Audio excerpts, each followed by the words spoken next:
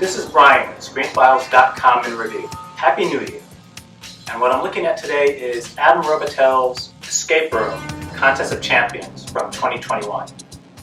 And this video is unofficially brought to you by Apple's iTunes, who had this movie on sale for 99 cents. Because having seen the original movie, 2019's Escape Room, I would not have seen Escape Room Contest of Champions any other way.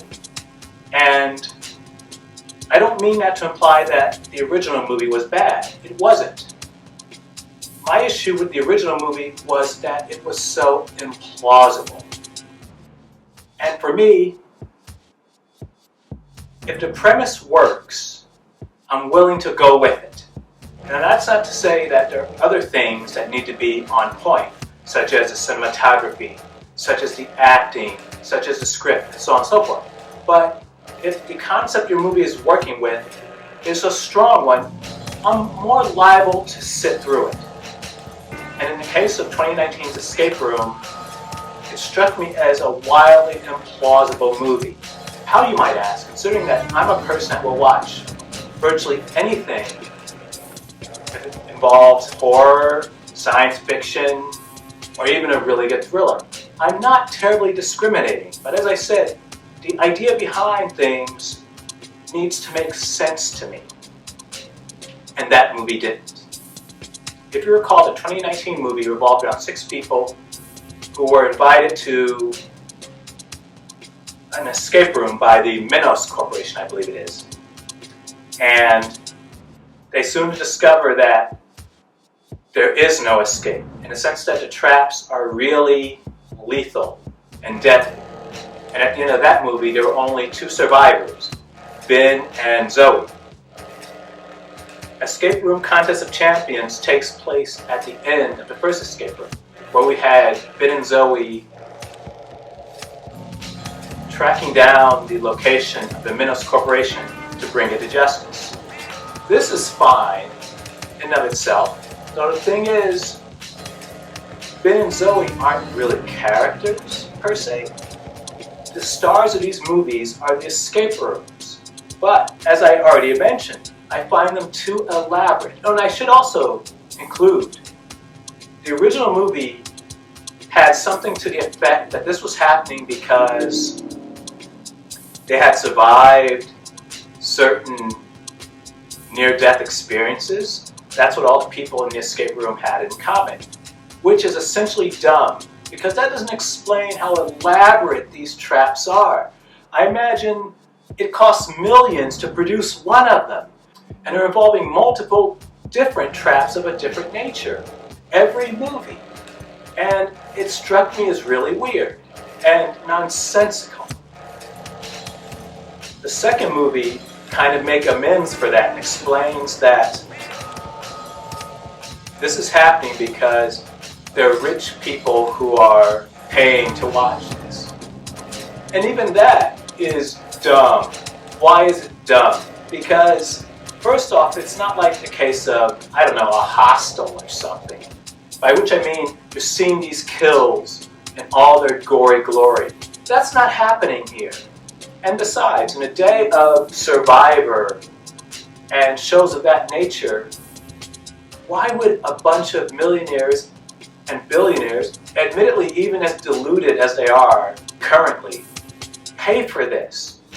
And the traps are even more elaborate this time around than in the first movie. So it still doesn't make any sense to me. I'm still trying to understand why this is happening. And that's a problem, because this is the engine that powers the entire movie. As a result, it's fine. It's not great. I wish it better explained why these events were unfolding, but it's not a terrible movie either. It's well acted, the traps are interesting, and I wanted to mention one trap. If you've seen the Resident Evil movie by Paul W.S. Anderson, you're probably familiar with it. Why are they spending clearly so much money to set up lasers and stuff to kill these people? It frustrates me in how nonsensical this movie is. And that's a pity, because the first escape room cost $9 million to produce. And it's a gorgeous movie, extremely cinematic, and it's shockingly cheap considering how much movies tend to cost these days. I would have never guessed it was so cheap. It made $155 million worldwide. So it goes without saying there's going to be a second escape room with numbers like that. Escape Room Tournament of Champions costs slightly more at $15 million. More expensive than the first movie, still really cheap. And I am not understanding how this movie is as gorgeous as it is and so cheap.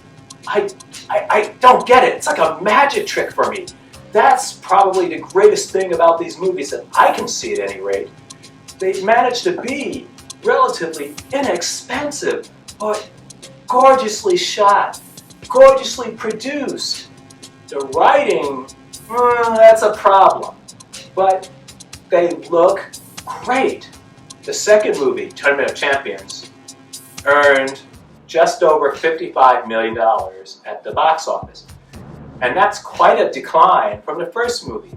But once again, the first movie cost $9 million to produce. The sequel cost $15 million to produce. They're making money on this. Escape Room Tournament of Champions from Sony Pictures. I don't quite understand why the escape room movies weren't released via Screen Gems, which is a genre movie label. It belongs there. And if you can see this on cable or for 99 cent 105 with tax, I would watch it. It's gorgeous to look at. It's not about people. It's about the inventiveness and the ingeniousness of traps. And this movie tries to better unearth why it's happening. It just doesn't do it well. It's not a great movie by any stretch, but if you can catch it without paying, I don't know, over 99 cents, it's well worth your time. This is Brian with ScreenFiles.com in review. Do you agree, disagree? Let me know down below. And as usual, consider a like or a follow.